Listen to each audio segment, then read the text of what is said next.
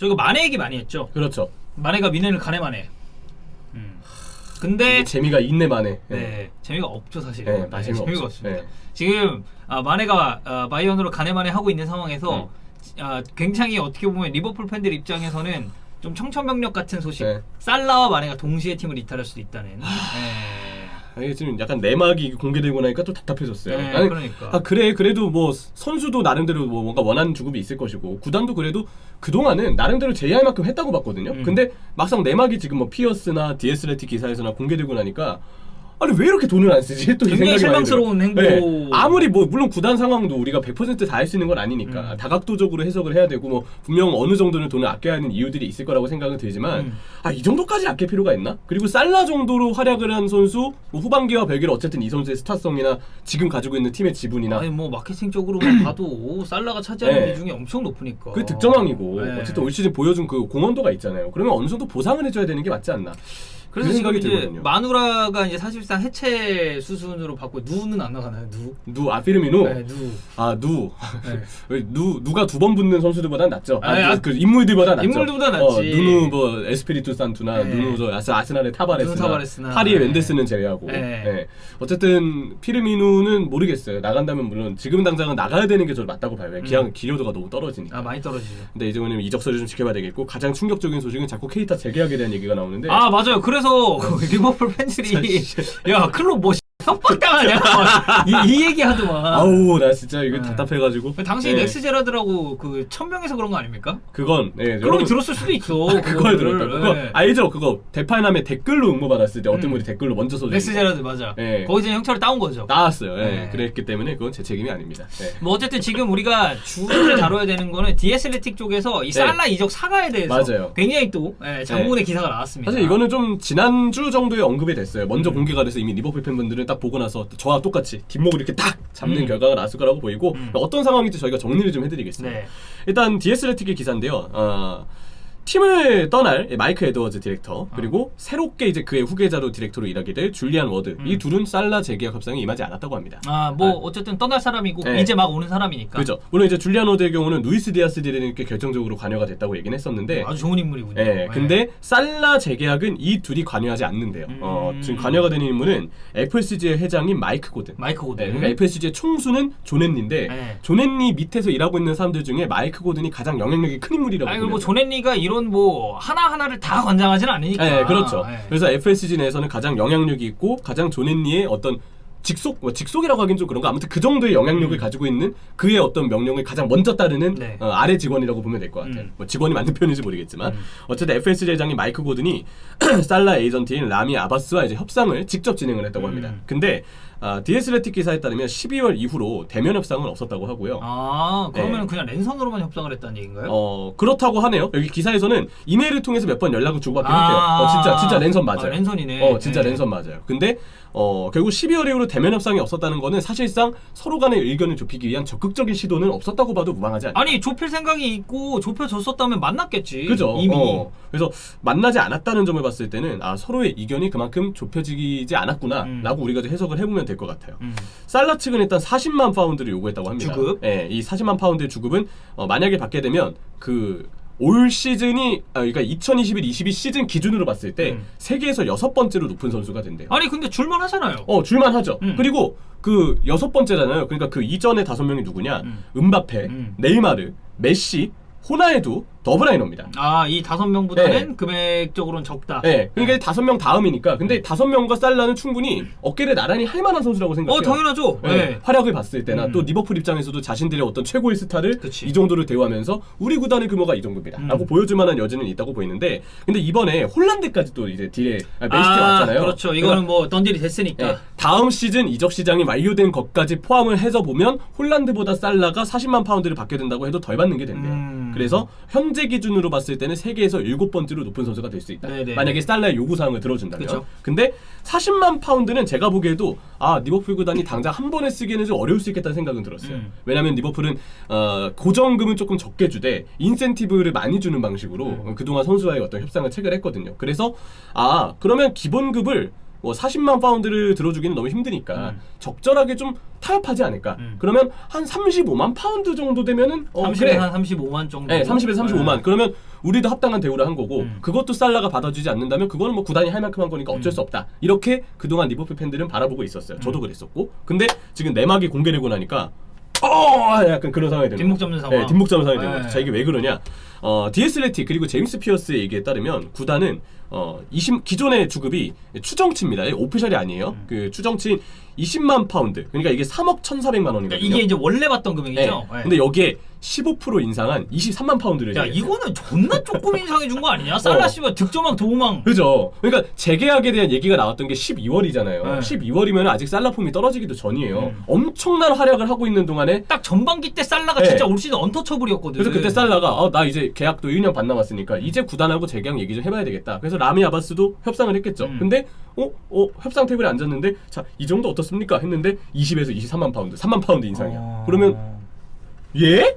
선수 입장에서는 이거는 좀 당황스러운 금액이 이게 아닐까. 지금 한화로 바꿨을 때 한 4,500만 원 정도 인상이 들어거든요. 맞아요. 딱 네. 그 정도 차이예요. 그러니까 이거는 너무하지 않나. 그 생각이 들 정도로 이 15%의 인상 자체는 제가 보기에는 좀 말이 나올 수밖에 없다고 아까 보여요. 우리가 줄 세웠잖아요. 이 선수들 40만 받았을 때 이 선수들 다음으로 높은 연봉을 받는다고. 근데 이렇게 금액이 떨어지면 네. 살라보다 팀의 공헌도가 안 좋은 선수들도 더 높은 주급을 받는 이 케이스가 많아진단 말이에요. 맞아요.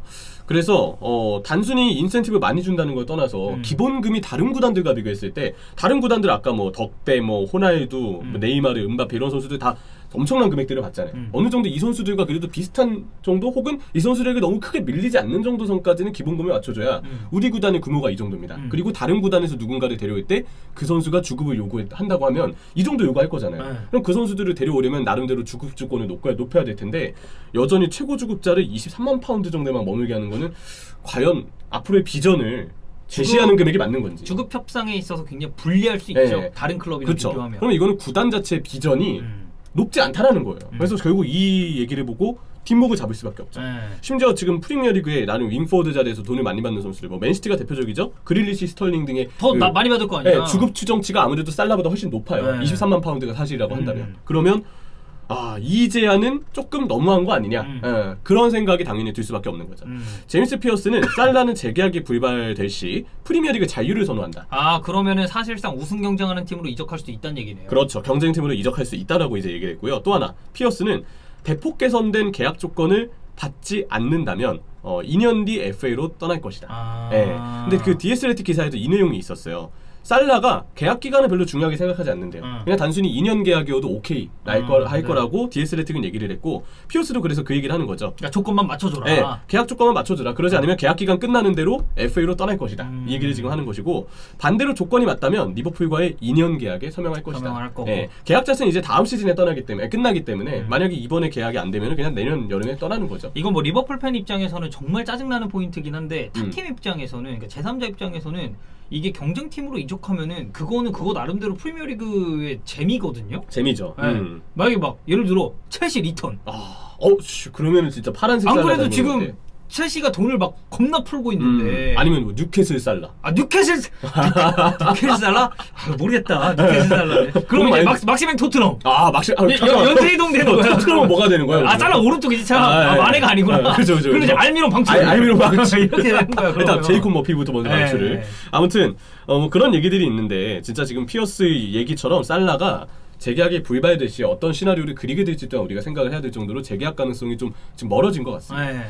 자, 그리고 또 하나 살라에게 집중을 하면서 마네는 좀 소홀했던 게 아니냐에 대한 얘기가 있었죠. 마네는 지금 뭐 인터뷰 가지고도 좀 알바가 많았었고 그것도 이제 정리를 해드릴 텐데 이 와중에 마네는 지금 떠나고 싶다고 말하고 있습니다. 맞아요. 근데 좀 그런 생각이 들어요. 만약에 마네가 떠나고 싶다고 마음을 굳히기 전에 먼저 구단에 접근해서 재계약을 했다면 어땠을까? 제의를 했다면 어땠을까? 그러니까 왜냐면 선수가 이런 식으로 팀에서 마음이 뜨잖아요. 그러면은 협상할 때 그러니까 마네가 예를 들어서 잘 못하는 선수예요. 뭐 예를 들어 누야. 마네가 만약에 누야. 그러면 누가 만우. 누가 저 나가겠습니다. 그러면 그래. 그동안 고생했고 뭐 좋은 대로 이적해라. 그러면 다른 팀에서 제의가 오기 되게 애매한 상황이 있어요. 그렇죠. 왜? 누는 폼이 안 좋으니까. 근데 마네는 잘했잖아요. 엄청 잘했잖아요. 이러면 센터포워드로 와서. 타 팀에서 이렇게 긁는단 말이야. 우리 이 정도 맞춰줄 수 있어. 그리고 우리 지금 이렇게 구성돼 있는데 너 여기 들어오면 너 닭주전이야. 그죠. 그러면 마네 입장에서는 리버풀 나한테 소홀해? 근데 나 올 시즌 잘했는데?